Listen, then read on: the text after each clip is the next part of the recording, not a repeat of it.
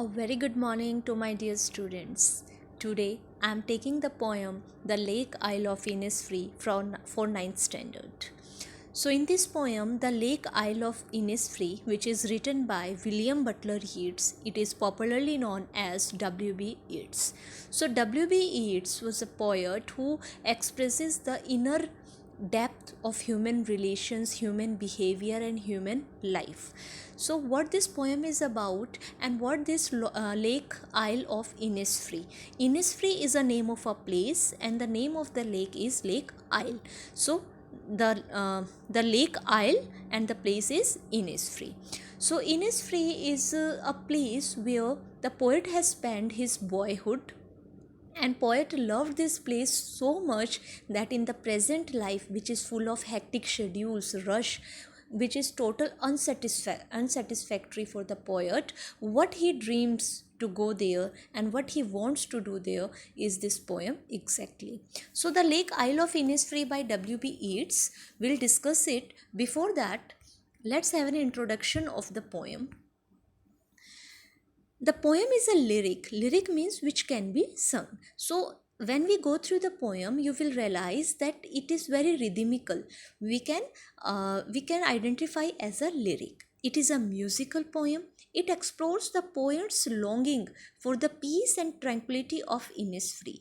So as I told that Innisfree is a place where the poet has spent his boyhood, and this place is very peaceful, tranquil, we can say that isolated, without any rush. You can have this image or in the picture also, what kind of place is this, what kind of lake is this. So this is a very tranquil, very peaceful place. Innisfree is the name of a place. It is a very quiet place, and that is the reason the poet wants to go there. Because as we grew older, we realized that what we need is the mental satisfaction, mental peace. We want to run from this hectic life. We want to run from this materialistic view of life. He had spent his childhood in this place. He has very sweet memories of that place. That is why he wanted to go back to the lake island of Innisfree. So I hope the idea of the poem is clear to you. Why he went to go there, what is Innisfree, what is the name of the lake. As a boy, he spent many beautiful memories there, and this poem is very musical. That's why we call it lyric. So students, let's start the poem. Stanza first. I will arise and go now, and go to Innisfree, and a small cabin built there of clay and wattles. Made 9 bean rows, will I have there, a hive for the honeybee, and live alone in the bee-loud glade. So now, what is this about? I will arise and go now. Now the W.B. Yeats is opening this poem by saying that now I will get up, I will arise, and I will go and go to Innisfree. And where I will go? I will go to Innisfree. Innisfree is a name of place, I have already told you. And a small cabin built there. And what I will do? I will make a small cabin at that lake. You can see in the picture also what kind of cabin he wanted to make there. Of clay and wattles made. Of clay and wattles, word meaning everything I will give you. Wattles, it's written here, twisted sticks of making fences. You can see at the roof also what is wattles. And 9 bean rows will I have there. 9 bean rows, he will do this agriculture also there. And beans, you know, this is we made vegetables of beans. So he's saying that 9 rows of beans I will grow there. It means I will live full in the lap of nature. A hive for the honeybee, and I will also make a hive for honeybee. It means on tree I will allow honeybees to make hive there, and live alone in the bee loud glade. Loud is the sound of honeybee. Glade is the open space. Fine. So I hope the first extract is clear to you. Rise, stand up, cabin, room, wattles, twisted sticks for making fences. Glade, open space. Bee loud refers to the sound made by buzzing of the bees. Let's take it once again. I will arise and go now. Now I will get up and I will go. And where I will go to Innisfree. And what he will do there? And a small cabin built there. I will make a small cabin there Or cabin will be made up of clay and wattles. Wattles, sticks that is used at the roof. That's why I have given you picture also. And what he will do, 9 bean rows I will have there. 9 rows of bee plants I will make there. A hive for the honeybee, and a hive for honeybee, it means total lap of nature. And live alone in the bee loud glade. And I will live alone without any disturbance, without any noise, in the noise of only honeybees, in the open space I will live.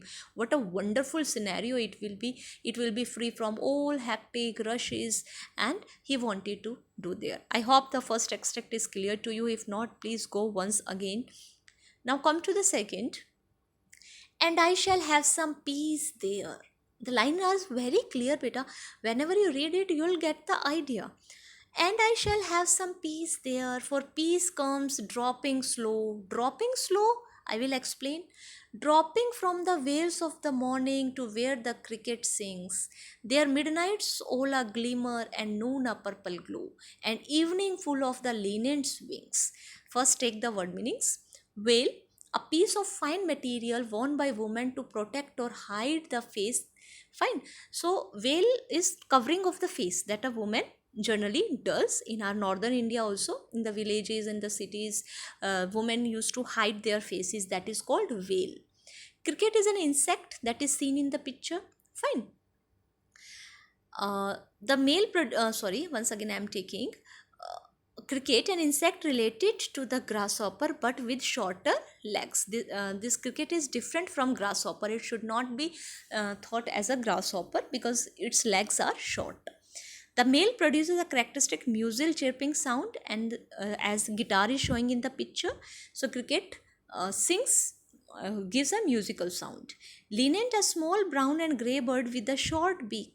The brown bird you have seen in the picture also. And glimmer means something which is shining. Now takes this stranger. And I shall have some peace there at that lake isle. I will build a small cabin. I will made a hive for honeybees. I will grow 9 bee rows, and I will have peace there. For peace comes dropping slow. Peace comes very slowly in the morning. When?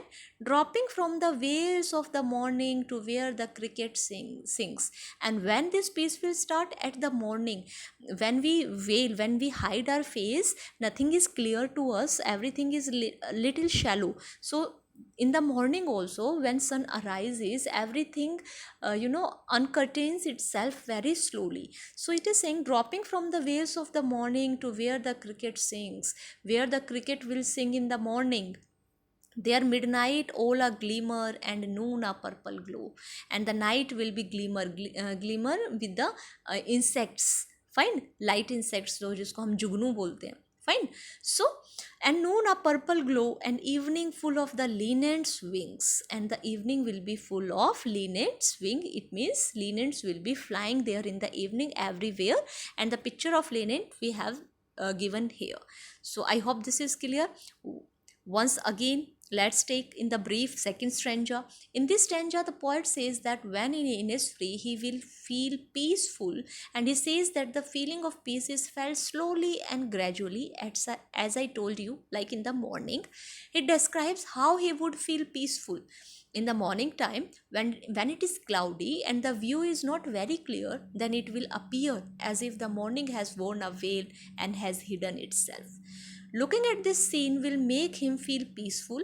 Further, he says that when the male cricket insect will sing a song, that sound will bring him at peace. Also at midnight, when he will see the twinkling stars in the open sky, their shine will give him peace. In the afternoon, when the sunlight will give a purplish glow, it will also give him peace. During the evening, when he will see the linnet bird flying in the sky, then also he will feel peaceful. So I hope the second extract is clear to you. So the last and the final, the poem is very short and terse. So let's see.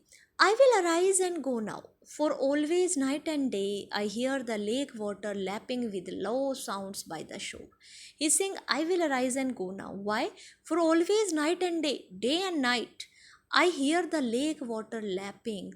I will hear lake water there with a low sound by the shore, which is making very nice soothing low sound of water.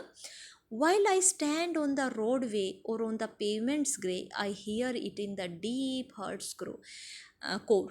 And what he is saying, whenever I stand in the city life, whenever on the roadways or the pavements of grey cemented, I always hear this in my depth of my heart, this sound of water, the sound of lake water in my heart's core. Why? Because he has spent very beautiful time during his childhood at that lake. Now though he is in the city, though he is in not in London, I believe he is there, so he is still remembering the lake isle of Innisfree. So let's sum up this also. In this stanza, the poet says that now he will stand up and go to Innisfree, because all the time the sound of the lake water streaking the shore repeats in his mind. This sound attracts him towards the lake. Wherever he is, either standing on the roadway or on the grey colored pavements, he hears the sound deep in the innermost part of his heart. That much fascinated he is towards Lake Isle of Innisfree. So, student, this is a very short and terse poem. Not that much difficult words are used here. Once again, I am taking the whole poem. I hope by reading only you will clarify it. I will arise and go now and go to Innisfree, and a small cabin built there of clay and wattles made. 9 bean rows will I have there, a hive for the honeybee, and live alone in the bee loud glade. And I shall have some peace there, for peace comes dropping slow, dropping from the vales of the morning to where the cricket sings.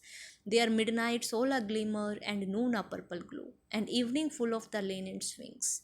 I will arise and go now, for always night and day I hear lake water lapping with low sound by the shore.